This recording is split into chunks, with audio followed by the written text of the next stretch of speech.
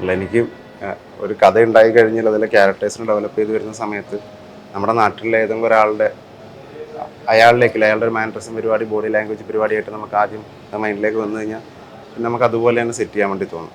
പിന്നെ അവർക്ക് അവരുടേതായ രീതി ഉണ്ടെങ്കിൽ അത് ഓക്കെ. നമ്മൾ ചുറ്റുപാട് കണ്ട പരിപാടിയും കാര്യങ്ങളൊക്കെ ഉൾപ്പെടുത്താൻ വേണ്ടി പറ്റുന്നത് കുറച്ചും കൂടെ നല്ലതായിരിക്കും. പറയുന്നത് ലൈവാണെന്ന് തോന്നുന്നത് ചിലപ്പോൾ നമ്മളും മുമ്പ് ഇതേപോലെ എന്തൊക്കെയോ കണ്ടു എന്നുള്ളത് കൊണ്ടായിരിക്കും. ഇപ്പം ഞാൻ ഫസ്റ്റ് ഷോയ്ക്ക് കയറിയിട്ടുണ്ടായിരുന്നില്ല. ഞാൻ പുറത്ത് നിൽക്കായിരുന്നു, ഞാനും എഡിറ്റർ അനന്തവും. അപ്പോൾ അനന്തനെ വിളിച്ചിട്ട് എന്തായി, കാരണം നല്ല ആൾക്കാരും ഉണ്ടായിരുന്നു, എല്ലാവരും തിരക്കും പരിപാടി ആയതുകൊണ്ട് നമുക്ക് ക്രൂ ആൾക്കാർ പുറത്തിറങ്ങി നിൽക്കാമെന്നാണ് വിചാരിച്ചിട്ടുണ്ടായിരുന്നത്. അപ്പോൾ അനന്തൻ നിന്നിട്ടുണ്ടായിരുന്നു. ഞാൻ അനന്തനെ വിളിച്ചു എങ്ങനെയുണ്ടെന്ന് പറഞ്ഞപ്പോൾ അനന്തൻ പറഞ്ഞു ഭയങ്കര ചിരിയാണ്, ഭയങ്കര റെസ്പോൺസ് ഉണ്ട്, നമ്മൾ വിചാരിക്കാത്ത രീതിയിലൊക്കെ ഭയങ്കരമായ കോമഡി അവർ എൻജോയ് ചെയ്യുന്നുണ്ടെന്ന് പറഞ്ഞപ്പോൾ അപ്പോഴാണ് ഞാൻ പിന്നെ തിയേറ്ററിൻ്റെ ഉള്ളിൽ പോയത്. പാട്ട് എന്ന് പറയണത് ആക്ച്വലി ഞാൻ ഇവരോടൊക്കെ പറഞ്ഞിട്ടുണ്ട്, അത് എത്രത്തോളം ശരിയാണെന്ന് എനിക്ക് അറിഞ്ഞുകൂടാ. എന്നാലും മനുഷ്യൻ്റെ DNA പരമായിട്ട് ഉള്ളതിനെ സിംബോളിക്കലി നമ്മൾ പറയണതാണ് പാട്ട് എന്നുള്ള രീതിയിൽ സിനിമയിലൂടെ. രണ്ടും കണക്റ്റഡ് ആണ്. പാട്ട് പരിപാടി, പാട്ട് പഴയ കുറേ നാളുകൾക്ക് മുമ്പ് നമ്മൾ പാട്ടിൻ്റെ പരിപാടി കാര്യങ്ങൾ ആലോചിച്ച് കഴിഞ്ഞാൽ രണ്ട് രീതിയിലുള്ള പാട്ടാണ് ഉണ്ടാവുക. ഒന്നേതെങ്കിലും ഒരാളെ പൊക്കിയടിച്ച് പറയണ ഒരു പാട്ട്. അപ്പോൾ നമ്മൾ കൊട്ടാരത്തിൽ രാജാവിനെയോ ഇല്ലെങ്കിൽ വേറെ ഏതെങ്കിലും സ്ഥലങ്ങളിൽ ആരെങ്കിലുമൊക്കെ ആയിട്ട് അവരെ പുകഴ്ത്തി പറയുന്ന ഒരു പുകഴ്ത്ത് പാട്ട് പരിപാടികൾ, ഇല്ലെങ്കിൽ അവനവൻ്റെ കഷ്ടപ്പാട് പരിപാടീനെ ഈ മറയ്ക്കാൻ വേണ്ടിയിട്ട് അവരവരെ പണിയിലോ അവരവരെന്തെങ്കിലും അധ്വാനിക്കുന്ന എന്തെങ്കിലും പരിപാടിയിൽ ഒരു കുറച്ചും കൂടി എളുപ്പം ഉണ്ടാകാൻ വേണ്ടിയിട്ട് അവർ പാടുന്നൊരു പാട്ട്.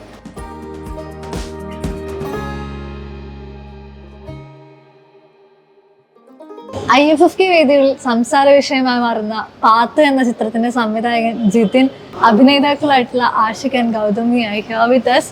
So hi, welcome and congratulations. Path സജീവമായിട്ട് നിറഞ്ഞ വേദിയിൽ പോയിക്കൊണ്ടിരിക്കുകയാണ്.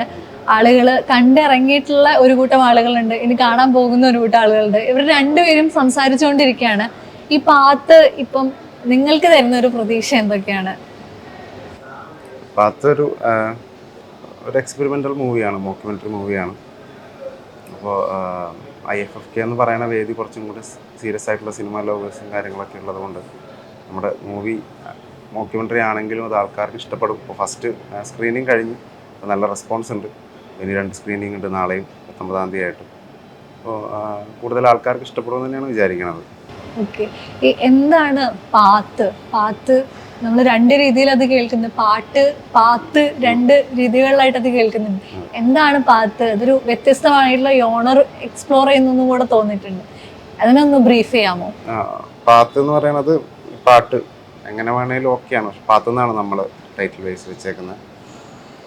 അത് മോക്യുമെൻ്ററി സ്വഭാവം ഉള്ളതുകൊണ്ട് അത് പുറത്തെ രാജ്യത്തുള്ള ഒരു സോങ് ഇവിടെ കേട്ടിട്ട് നമ്മുടെ വീട്ടിലുള്ള ഒരു അമ്മാമ്മ ഈ പാട്ട് എനിക്കറിയാലോ എന്ന് പറഞ്ഞ് അതിലൊരു കൗതുകം തോന്നിയിട്ട് ഉണ്ണി, അനുപമ എന്ന് പറയുന്ന ക്യാരക്ടേഴ്സ് അതിനെക്കുറിച്ച് അന്വേഷിച്ചിറങ്ങണം. അപ്പോൾ നമ്മുടെ നാട്ടിൽ ഒരുപാട് പേർക്ക് അതിനെക്കുറിച്ച് അറിയാം പല രീതിയിൽ. അപ്പോൾ അതിനെക്കുറിച്ച് സംസാരിക്കുന്ന അങ്ങനെ ഒരു മോക്യുമെൻ്ററി സ്വഭാവമുള്ളൊരു സിനിമയാണ് പാത്ത്. പണ്ട് നമ്മൾ വായ്ത്താരികളൊക്കെ ആയിട്ട് കേൾക്കുന്ന പാട്ടുകളൊക്കെ എത്ര വർഷം മുമ്പുള്ളതാണ്, എവിടെ നിന്ന് വന്നതാണ്, എങ്ങനെയാണെന്നുള്ളതൊന്നും അറിയില്ലല്ലോ. അപ്പോൾ ഒരു ഐഡിയ പരിപാടി അങ്ങനെ ഒരു പാട്ട് നമ്മൾ ഉണ്ടാക്കിയിട്ട് അതിനെ ബേസ് ചെയ്തിട്ട് ചെയ്തേക്കുന്ന സിനിമയാണ് പാത്ത്. ഈ ഇതിനകത്തെ അഭിനേതാക്കളാണ് ഇതിനെ മൊത്തത്തിൽ കൊണ്ടുപോകുന്നത്. ഒരു മോക്കിംഗ് ടോൺ അതിന് കൊടുക്കുന്നത് നിങ്ങളുടെ അതിനകത്തുള്ള പ്രവർത്തനങ്ങളിലാണെന്നാണ് ഞാൻ മനസ്സിലാക്കുന്നത്. ഈവൻ ഇൻക്ലൂഡിങ് ലൈക്ക് നമ്മുടെ സോഷ്യൽ മീഡിയയിൽ വരുന്ന സ്ഥിരം സാധനങ്ങളെല്ലാം അത് ഒരു രീതിയിൽ അല്ലെങ്കിൽ മറ്റൊരു രീതിയിൽ ടച്ച് ചെയ്ത് കളിയാക്കിയൊക്കെ പോകുന്നുണ്ട്. How was your experience like travelling through this movie? നല്ല എക്സ്പീരിയൻസ് ആയിരുന്നു. എൻ്റെ ഡെബ്യൂ മൂവിയാണിത്.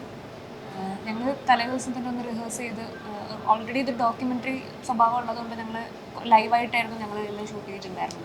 അപ്പോൾ അവിടെ സ്റ്റക്കും പരിപാടി അങ്ങനെ ഒന്നും വരാണ്ടിരിക്കാൻ വേണ്ടി ഞങ്ങൾ ഓൾറെഡി തലേ ദിവസം ഒന്ന് ഇരുന്ന് ഡിസ്കസ് ചെയ്ത് എങ്ങനെയായിരിക്കും ഇത് പ്രസൻറ്റ് ചെയ്യുക എന്നുള്ള രീതിയിൽ ഞങ്ങൾ ഒരു പ്രാക്ടീസ് സെഷൻ ഉണ്ടായിരുന്നു. അത് കഴിഞ്ഞിട്ടാണ് ഞങ്ങൾ ഷൂട്ട് ചെയ്യാൻ പോവുക. പിന്നെ ആക്ടേഴ്സിൻ്റെ അടുത്തേക്ക് പോയായിരുന്നു ഷൂട്ട് ചെയ്തിട്ടുണ്ടായിരുന്നത്. കാരണം ഇതൊരു മോക്യുമെൻ്ററി ആയതുകൊണ്ട് നമ്മൾ സ്ഥലങ്ങളിലേക്ക് പോയി ഷൂട്ട് ചെയ്തു. അതും നല്ലൊരു എക്സ്പീരിയൻസ് ആയിരുന്നു. അപ്പോൾ രസമായിരുന്നു അതങ്ങനെ വർക്ക് ചെയ്ത്. ഗ്രൗണ്ടിൽ വർക്ക് ചെയ്യുന്നതിൻ്റെ ഒരു ഫീല് വേറെ ആയിരിക്കുമല്ലോ, അതെങ്ങനെ തോന്നി? ഞങ്ങൾക്ക് ഭയങ്കര രസമായിരുന്നു. ഞങ്ങളുടെ ഷൂട്ട് ഒരു ട്രിപ്പ് പോലെ തന്നെ ഉണ്ടായിരുന്നു. ഇവർ നേരത്തെ ഫ്രണ്ട്സാണ്. ഞാനും ആഷിക്കും അനന്തൻ ഞങ്ങളുടെ കോറേറ്റർ, ഞങ്ങൾ നേരത്തെ അറിയ ഫ്രണ്ട്സാണ്. അപ്പോൾ എന്നിട്ട് ഞങ്ങൾ ഒരു ഷൂട്ടിന് പോയപ്പോൾ ഭയങ്കര രസമായിട്ടുള്ളൊരു ഇതായിരുന്നു. പുതിയ പുതിയ ആർട്ടിസ്റ്റിനൊക്കെ കാണാൻ പറ്റി. അവരൊക്കെ ഭയങ്കര തിയേറ്റർ ആർട്ടിസ്റ്റാണ്, ഭയങ്കര എക്സ്ട്രീംലി നന്നായിട്ട് അഭിനയിച്ചിട്ടുണ്ട്. അപ്പോൾ അത് ഭയങ്കര നല്ല എക്സ്പീരിയൻസ്. ആഷിക്ക് നേരത്തെ രേഖ എന്ന് പറയുന്ന ചിത്രത്തിൽ ഉണ്ടായിരുന്നു. ഇപ്പോൾ വീണ്ടും ജിതിൻ്റെ എൻ്റെ അടുത്ത ചിത്രത്തിലേക്ക് വരികയാണ്, നായകനായിട്ട് എത്തുകയാണ്. ആ ഒരു കോമ്പിനേഷൻ ഡയറക്ടറുമായിട്ടുള്ള കംഫർട്ട് സോണും കൂടെ അതിനകത്ത് ഇൻഫ്ലുവൻസ് ചെയ്തിട്ടുണ്ടോ? ജിതിൻ്റെ കൂടെ ഞാൻ മൂന്നാമത്തെ വർക്കാണ്. രേഖയിൽ വർക്ക് ചെയ്തിട്ടുണ്ട്, പിന്നെ ഫ്രീഡം ഫൈറ്റ് പ്രാതുമൂലും വർക്ക് ചെയ്തു.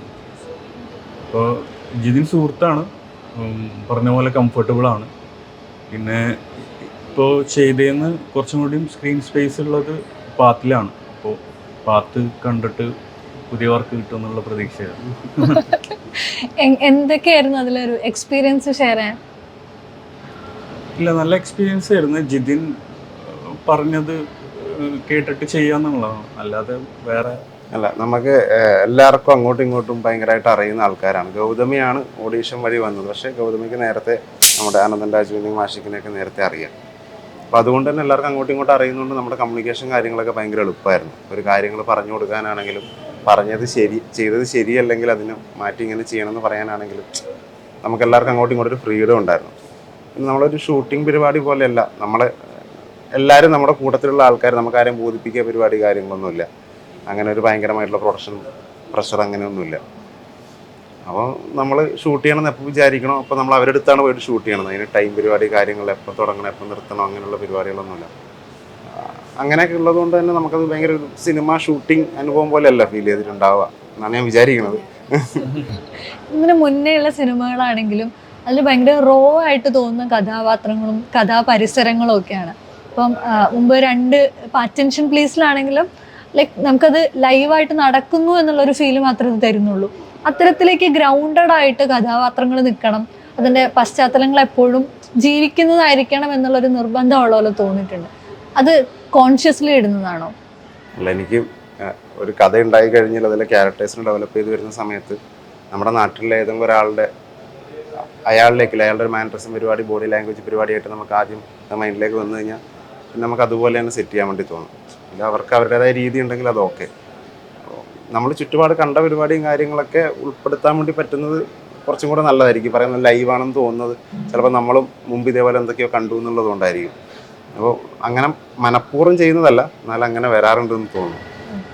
ഇത് ഇൻഡിപെൻഡൻറ്റ് സിനിമകൾക്ക് അല്ലെങ്കിൽ പാരലൽ സിനിമകൾക്ക് മാത്രം ഒരു വേദിയായിരുന്ന ഫിലിം ഫെസ്റ്റിവലിൽ നിന്ന് ഇപ്പം അതങ്ങനെയല്ല എന്ന് പറഞ്ഞിട്ട് ഒരു വലിയ പെർസ്പെക്റ്റീവ് വരെയാണല്ലോ.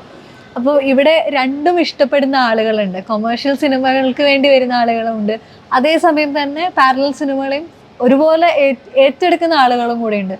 ഇവരുടെ ഒരു പ്രതികരണം നിങ്ങൾക്ക് തരുന്ന ഒരു പ്രതീക്ഷ എന്തായിരിക്കും? ഇപ്പം ഞാൻ ഫസ്റ്റ് ഷോയ്ക്ക് കയറിയിട്ടുണ്ടായിരുന്നില്ല, ഞാൻ പുറത്ത് നിൽക്കായിരുന്നു, ഞാനും എഡിറ്റർ അനന്തവും.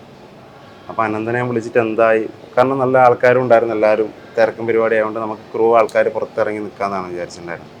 അപ്പോൾ അനന്തൻ നിന്നിട്ടുണ്ടായിരുന്നു. ഞാൻ അനന്തനെ വിളിച്ചു എങ്ങനെയുണ്ടെന്ന് പറഞ്ഞപ്പോൾ അനന്തൻ പറഞ്ഞു ഭയങ്കര ചിരിയാണ്, ഭയങ്കര റെസ്പോൺസ് ഉണ്ട്, നമ്മൾ വിചാരിക്കാത്ത രീതിയിലൊക്കെ ഭയങ്കരമായ കോമഡി അവർ എൻജോയ് ചെയ്യുന്നുണ്ടെന്ന് പറഞ്ഞപ്പോൾ അപ്പോഴാണ് ഞാൻ പിന്നെ തിയേറ്ററിൻ്റെ ഉള്ളിൽ പോയത്. അപ്പോൾ അവരൊരു കൊമേഴ്ഷ്യൽ സിനിമ അങ്ങനെയല്ല പറയണം, എന്നാലും ഒരു കൊമേഴ്ഷ്യൽ സിനിമ കാണുന്ന പോലെ അവർക്കത് ഭയങ്കരമായിട്ട് എൻജോയ് ചെയ്യാൻ വേണ്ടി പറ്റിയിട്ടുണ്ടെന്ന് ഞാൻ വിചാരിക്കണം. അപ്പോൾ ആ റെസ്പോൺസ് പരിപാടി നമുക്ക് പടം കഴിഞ്ഞിട്ട് കിട്ടുകയും ചെയ്തു. അപ്പോൾ അതുകൊണ്ട് ഇത് അങ്ങനെ കൊമേഴ്ഷ്യലാണോ ഇൻഡിപെൻഡൻ്റ് ആണോ അങ്ങനെയുള്ള കാര്യങ്ങളെക്കുറിച്ചൊക്കെ പറയാൻ അധികാരമായി പറയായിരുന്നു ഇവിടെ. നമ്മുടെ പടത്തിൽ ഇതൊക്കെ ഉണ്ട് എന്ന് ഞാൻ വിശ്വസിക്കണം. എല്ലാ രീതിയിലും അങ്ങനെയാണത് എടുത്തേക്കണത്. ഒരു മോക്യുമെൻ്ററി സ്വഭാവം ആയതുകൊണ്ടും ഒരു എക്സ്പെരിമെൻ്റൽ സ്വഭാവം ആയതുകൊണ്ടും നമുക്ക് ഇഷ്ടമുള്ള രീതിയിൽ എങ്ങനെ വേണേലും എനിക്ക് എങ്ങനെയൊക്കെ തോന്നുന്നു അങ്ങനെ ഞാനത് ചെയ്തിട്ടുണ്ട് എന്നാണ് വിചാരിക്കുന്നത്. ഓക്കെ, നിങ്ങളെ സംബന്ധിച്ചിടത്തോളം എങ്ങനെയാണ് ആളുകളുടെ ഒരു റെസ്പോൺസിൽ എന്താ തോന്നിയത്? ആളുകളുടെ റെസ്പോൺസ് ഭയങ്കര ഹാപ്പി ആയിരുന്നു. ഞങ്ങൾ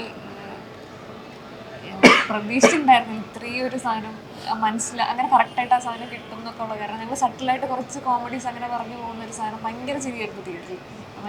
ഭയങ്കര സന്തോഷം തരുന്നൊരു സാധനമായിരുന്നു. എൻ്റെ ഫസ്റ്റ് എക്സ്പീരിയൻസ് ആണ്, എൻ്റെ ഫസ്റ്റ് മൂവി എൻ്റെ വ്യൂ കാണുന്ന തിയേറ്ററിലിരുന്ന് എനിക്ക് ഭയങ്കര സന്തോഷമായിരുന്നു അത് കാണാനായിട്ട്. പിന്നെ അത് കഴിഞ്ഞിട്ടും ആൾക്കാർ വന്നിട്ട് പെർഫോമൻസിനെ പറ്റി നല്ല അഭിപ്രായങ്ങളും സിനിമയെ പറ്റി നല്ല അഭിപ്രായങ്ങൾ പറയുമ്പോഴൊക്കെ വളരെ സന്തോഷമുണ്ടായിരുന്നു. എനിക്കും അങ്ങനെ തന്നെ. ഞാൻ ഇത്ര എക്സ്പെക്ട് ചെയ്തിട്ടുണ്ടായിരുന്നില്ല. ഞാൻ ജിതിനോട് ഇങ്ങനെ ചോദിക്കുമായിരുന്നു ഇത് വർക്കാവുമോ എന്നുള്ളത്. അപ്പോൾ ജിതിൻ നല്ല രീതിയിൽ കോൺഫിഡൻ്റ് ആയിരുന്നു. പക്ഷെ ഞാൻ വിചാരിച്ചതിനേക്കാളും നല്ല റെസ്പോൺസ് ആയിരുന്നു, ശരിയൊക്കെ കിട്ടുന്നുണ്ടായിരുന്നു. ഒരു ക്യൂരിയസ് കഥാപാത്രമാണല്ലോ. ഇവർ രണ്ടുപേരും എല്ലാത്തിലും എന്തൊക്കെയോ കത്തുന്നു എന്ന് മനസ്സിലാക്കുന്ന ആളുകളാണ്. അപ്പം ഈ ഒരു സ്വഭാവം ലൈക്ക് ആ ഒരു ക്യൂരിയോസിറ്റി അഡാപ്റ്റ് ചെയ്തത് എങ്ങനെയായിരിക്കും? ലൈക്ക് നമ്മളത് ടിപ്പിക്കലി ഒരു കഥയല്ല, കഥാ പശ്ചാത്തലമാവുന്നില്ലല്ലോ. അത് എവിടുന്നോ ഒന്ന് കിട്ടുന്ന ഒരു പാട്ട്, ആ പാട്ടിൽ എന്തോ ഒന്ന് ഹുക്ക് ചെയ്യുന്നു, അതിൽ നിന്നൊരു ക്യൂരിയോസിറ്റി ബിൽഡ് ചെയ്ത് പോകുന്ന രണ്ട് മനുഷ്യരാണ്. ഈ കഥാപാത്രങ്ങളെ നിങ്ങൾ അഡാപ്റ്റ് ചെയ്യുന്നത് എവിടുന്നായിരിക്കും? ഇല്ല, ഇവർക്ക് അങ്ങനെ ഭയങ്കരമായിട്ടൊരു ഇൻവെസ്റ്റിഗേഷൻ പരിപാടിയല്ല. ആക്ച്വലി ഇവരുടെ ഡെയിലി ലൈഫിൻ്റെ ഉള്ളിലുണ്ടാകുന്ന ചർച്ചകളിലൂടെ അവരാ കാര്യങ്ങൾ പറഞ്ഞു പോകണതാണ്. അപ്പോൾ ഇവർക്ക് ഇവരുടേതായിട്ടുള്ളൊരു ഫ്രീഡം പരിപാടി, നമ്മൾ പറഞ്ഞല്ലോ, പരസ്പരം അറിയുന്നതായിട്ടുള്ള ഒരു കെമിസ്ട്രി ഇവർ തമ്മിൽ ഭയങ്കരമായിട്ട് വർക്കായിട്ടുണ്ട്. അപ്പം അതുകൊണ്ട് തന്നെ ഇവരെ കാര്യങ്ങൾ പ്രസൻറ്റ് ചെയ്യുന്ന രീതികൾ ചിലപ്പം ഇവർ കുറേ കാര്യങ്ങൾ കയ്യിൽ നിന്നൊക്കെ ഇട്ട് ചെയ്തിട്ടുണ്ട്. അപ്പോൾ അതൊക്കെ രസമായിട്ട് വന്നിട്ടുണ്ട്. അങ്ങനെയൊക്കെ വന്നേക്കുന്ന കാര്യങ്ങൾ അങ്ങനെ വരാനുള്ള കാരണം ഈ പറയുന്ന പോലെ കെമിസ്ട്രി വർക്കൗട്ട് ആയതുകൊണ്ടും ഇവർ രണ്ടുപേരും ഇങ്ങനെയുള്ള ആർട്ടിസ്റ്റ് ആയതുകൊണ്ടുമാണ്. ഈ IFFKയിൽ സജീവമായിട്ടുള്ള ആളുകളാണോ നിങ്ങൾ? സ്ഥിരമായിട്ട് IFFK കാണാറുള്ള ആൾക്കാരാണോ? ആണെങ്കിൽ എന്തെങ്കിലും ഒരു ഓർമ്മ ഷെയർ ചെയ്യാനുണ്ടോ? ഇല്ല, ഞാൻ എൻ്റെ ഫസ്റ്റ് പടമായിട്ടാണ് IFFKയിൽ വന്നത്. അറ്റൻഷൻ പ്ലീസ് സെലക്ട് ചെയ്ത സമയത്താണ് ഞാൻ ആദ്യമായിട്ട് IFFKക്ക് വരുന്നത്. അപ്പോൾ ഞാൻ കാസർഗോഡ് ബന്ദർഗയിലാണ് എൻ്റെ വീട്. അപ്പോൾ അവിടുന്ന് ഞാൻ എനിക്കങ്ങനെ വലിയ ഐഡിയ ഉണ്ടായിരുന്നില്ല. ഞാനിങ്ങനെ പോകുമ്പോഴേ കണ്ടിട്ടുണ്ട്, ഫ്രണ്ട്സ് പറയണതൊക്കെ വരണം എന്നൊക്കെ ആഗ്രഹമൊക്കെ തോന്നിയിട്ടുണ്ട്. പക്ഷെ എനിക്ക് അങ്ങനെ അത് പറ്റിയിട്ടുണ്ടായിരുന്നില്ല. അറ്റൻഷൻ പ്ലീസ് സെലക്ട് ആയ സമയത്താണ് ഞാൻ ഫസ്റ്റ് വരണത്. അത് വന്നു കഴിഞ്ഞപ്പോൾ എനിക്ക് ഭയങ്കരമായിട്ടുള്ളൊരു ഫീൽ പരിപാടിയായിരുന്നു അത്. അതുകൊണ്ട് പിന്നെ IFFK പരിപാടി കാര്യങ്ങളുണ്ടാകുമ്പോൾ വരണം എന്ന് ഒരു പടമായിട്ട് വരണം എന്നുള്ളൊരു ചിന്ത തോന്നി. അങ്ങനെ മൂന്നാമത്തെ പ്രാവശ്യമാണ് പാത്രമായിട്ട് IFFKയിൽ വരാൻ വേണ്ടി പറ്റണത്. അത് നമുക്ക് ഒരു ഭയങ്കര ഫീലാണ് എന്നെ സംബന്ധിച്ചിടത്തോളം. ഞാൻ IFFKയിൽ മുന്നേ വന്നിട്ടുള്ളതൊക്കെ ഡെലിഗേറ്റ് ആയിട്ടാണ്. കുറേ വർഷം വന്നിട്ടുണ്ട്. അപ്പോൾ ഡെലിഗേറ്റ് ആയിട്ട് വരുന്നതും ഇപ്പോൾ ഗസ്റ്റ് ആയിട്ട് വരുന്നതും തമ്മിൽ നല്ല ഡിഫറൻസ് ഉണ്ട്. അതിൻ്റെ ഒരു സന്തോഷമുണ്ട്. അപ്പോൾ ഈ ഡെലിഗേറ്റ് ആയിട്ട് വരുമ്പോൾ തന്നെ ആൾക്കാർക്ക് സംസാരിക്കുന്നത് അടുത്ത വർഷം നമ്മുടെ പടമായിട്ട് വരണതാണ്. അങ്ങനെ ഒരു ഡിസ്കഷൻ ഉണ്ടായിട്ടില്ല. കാരണം അങ്ങനെ ഒരു വരുമോ ഇല്ലേന്ന് തന്നെ ഒരു കോൺഫിഡൻസ് അല്ലെങ്കിൽ ഒരു സംശയം ഉണ്ടായിരുന്നൊരു അതായിരുന്നു. വന്നപ്പോൾ വളരെയധികം സന്തോഷമുണ്ട്. ഭയങ്കര ഞാൻ സെക്കൻഡ് ടൈമാണ്. ഞാൻ ജിതിൻ്റെ തന്നെ ഫ്രീഡം ഫൈറ്റിൽ പ്രാതുമു എന്നുള്ള സെഗ്മെൻറ്റിൽ വർക്ക് ചെയ്തിട്ടുണ്ടായിരുന്നു. അപ്പോൾ അത് കാണാൻ വേണ്ടിയിട്ട് ഒരു ദിവസം വന്നിരുന്നു. അല്ലാതെ ഞാൻ മുന്നേ അറ്റൻഡ് ചെയ്തിട്ടില്ല. പക്ഷേ IFFKയിൽ വരുന്ന സിനിമകളെ ഫോളോ ചെയ്യാറുണ്ട്.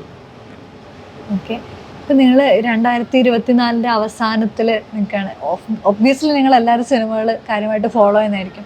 ഏറ്റവും കൂടുതൽ ഒരുപക്ഷെ ഇൻഫ്ലുവൻസ് ചെയ്തിട്ടുള്ള ഒരു സിനിമ അല്ലെങ്കിൽ അത് നമുക്ക് തന്നിട്ടുള്ള ഒരു ചേഞ്ച് ഇല്ലേ, അത് സജസ്റ്റ് ചെയ്യാം അല്ല എക്സ്പ്ലെയിൻ ചെയ്യാം?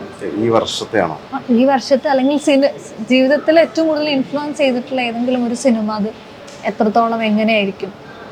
എനിക്ക് കുറേ നാളായിട്ട് റീസെൻ്റ്ലി എനിക്ക് ഭയങ്കരമായിട്ടൊരു ഫീൽ തോന്നിയിട്ടുള്ളത്, റീസെൻ്റ് കുറച്ച് നാളുകൾക്കിടയിൽ ഒരു സിനിമ കണ്ടതിൽ ഫീൽ തോന്നിയേക്കുന്നത് കുമ്പളങ്ങി നൈറ്റ്സാണ്. അതെനിക്ക് ഭയങ്കര മാർക്കായിട്ടുള്ള മൂവിയാണ്. അത് ശ്യാമേട്ടൻ്റെ എഴുത്ത് പരിപാടി എനിക്ക് ഭയങ്കര പുള്ളിക്കാരനോട് പറഞ്ഞിട്ടുണ്ട്. എനിക്ക് ഭയങ്കര അതെങ്ങനെയാണ് അങ്ങനെ കുറച്ച് ഭയങ്കര പാടുള്ളൊരു പരിപാടി പോലെ തന്നെ എനിക്ക് ഫീൽ ചെയ്തിട്ടുണ്ട്. എനിക്ക് ശോശാങ്ക് റിഡംപ്ഷൻ എന്ന് പറഞ്ഞൊരു പടം, എനിക്ക് അത് ആ പടം കണ്ടപ്പോഴത്തേക്കാണ് എന്തോ ഒരു പടം അങ്ങനെ ഒരു ഭയങ്കരമായിട്ട് ഇഷ്ടപ്പെട്ടൊരു പടം അങ്ങനെ തോന്നിയിട്ടുള്ളത്. എനിക്ക് നെറ്റ്ഫ്ലിക്സിലുള്ളൊരു ഓൾ ടൈം ഹൈ എന്ന് പറഞ്ഞിട്ടുള്ളൊരു പടം, അത് ഭയങ്കര ഇഷ്ടമായിരുന്നു. ഈ നമ്മളിപ്പോൾ സിനിമകളെ എപ്പോഴും ലോക്കൽ ഇൻ്റർനാഷണൽ വരാറുണ്ട്, അല്ലെങ്കിൽ എപ്പോഴും സിനിമകൾ ഏറ്റവും ചുരുങ്ങിയ സ്ഥലത്തെ കഥ പറയുന്നതാണ് എല്ലാവരിലേക്കും കൂടുതലായിട്ട് എത്തുന്നത് എന്ന് പറയാറുണ്ട്. അതിൻ്റെ ഒരു എക്സാമ്പിൾ കൂടിയായിട്ട് പാത്തിനെ തോന്നിയിട്ടുണ്ട്. ഒരു ചെറിയ നാട് എങ്ങനെയാണ് ലോകത്തെ പല കോണുകളായിട്ട് കണക്ട് ചെയ്യുന്നതെന്നുള്ളത്. ഈ ഒരു ഫിലോസഫിയോട് എത്രത്തോളം അത് ചേർന്ന് നിൽക്കുന്നുണ്ട്? പാട്ട് എന്ന് പറയണത് ആക്ച്വലി ഞാൻ ഇവരോടൊക്കെ പറഞ്ഞിട്ടുണ്ട്, അത് എത്രത്തോളം ശരിയാണെന്ന് എനിക്ക് അറിഞ്ഞുകൂടാ. എന്നാലും മനുഷ്യൻ്റെ DNA പരമായിട്ട് ഉള്ളതിനെ സിംബോളിക്കലി നമ്മൾ പറയണതാണ് പാട്ട് എന്നുള്ള രീതിയിൽ സിനിമയിലൂടെ. രണ്ടും കണക്റ്റഡാണ്.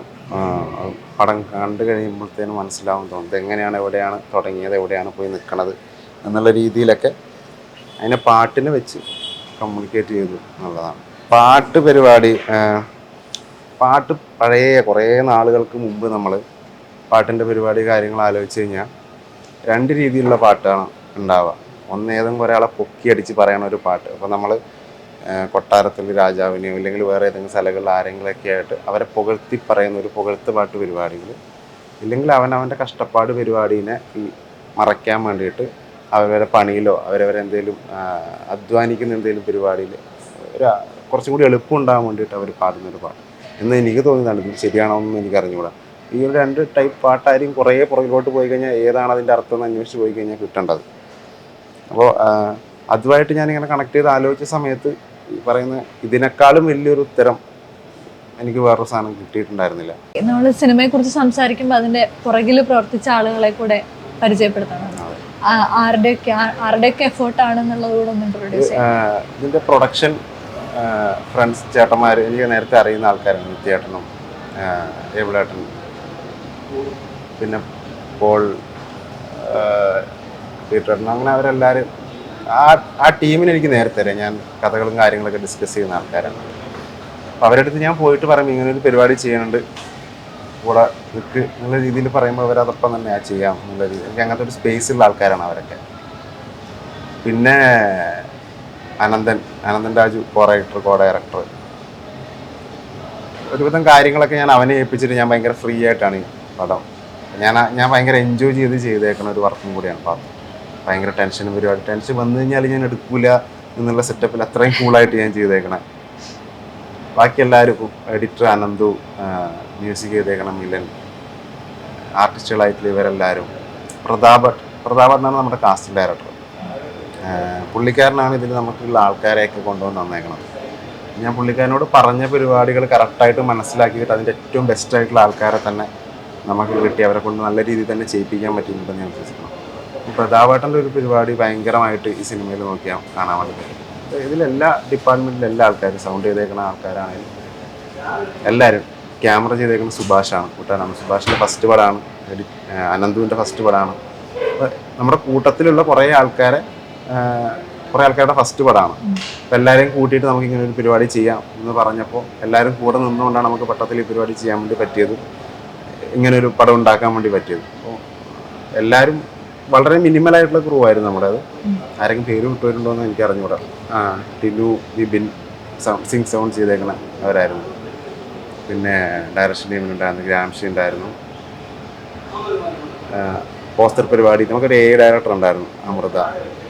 അപ്പോൾ അങ്ങനെ എല്ലാവരും നമ്മൾ ചുറ്റുപാടുള്ള ആൾക്കാരൊക്കെ തന്നെയാണ്. അതുകൊണ്ട് എനിക്കത് എങ്ങനെയാണ് കമ്മ്യൂണിക്കേറ്റ് ചെയ്യേണ്ടതെന്ന് അറിയില്ല. പാട്ടിന് ഇപ്പൊ തന്നെ ഒരുപാട് ചർച്ചയാവാൻ സാധിച്ചിട്ടുണ്ട്. അത് വലിയൊരു കൂട്ടം ജനങ്ങളിലേക്ക് കൂടെ എത്തട്ടെ, അതിന് ഒരുപാട് മാറ്റങ്ങൾ ആളുകളിലേക്ക് കൊടുക്കാൻ സാധിക്കട്ടെ. So thank you so much. സമയം എടുത്തതിന്. Thank you. Thank you.